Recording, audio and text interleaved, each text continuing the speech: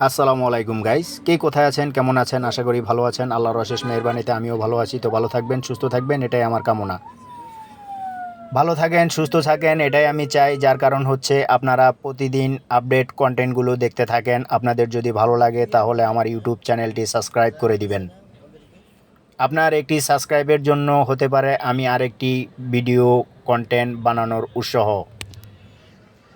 তো ভাই, আজকে যে টপিকটা নিয়ে আমি কন্টেন্টটা করেছি আপনারা দেখতে থাকুন।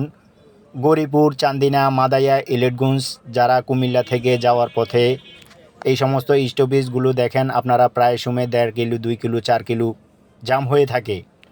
এই জামটা কেন লাগে গাইস, আজকে আমি সেই জিনিসটা দেখানোর চেষ্টা করছি। এই যে রাস্তার আইল্যান্ডের মাঝখানে যেই পথচারীগুলো দেখছেন, এরা কিন্তু ফুট ওভার ব্যবহার করে না।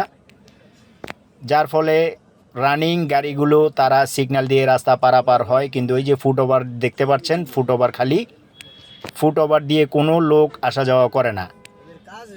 তো ভাই, আমরা যদি নিজেরা সচেতন না হই, আমাদের পুলিশ প্রশাসন কতক্ষণ পর্যন্ত আমাদেরকে প্রোটেকশন দিবে ভাই, আপনি বলুন। সরকার লক্ষ লক্ষ কোটি কোটি টাকা খরচ করে আমাদের যাতায়াতের ক্ষেত্রে, আমাদের যাতায়াতের সুবিধার জন্য ফুট ওভার করে দিয়েছে।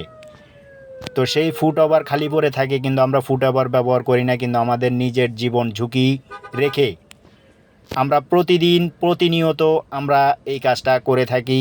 রানিং গাড়ি সিগন্যাল দিয়ে, গাড়ির সামনে ছুটছাট করে দৌড় দিয়ে রাস্তা সবসময় পারাপার হই।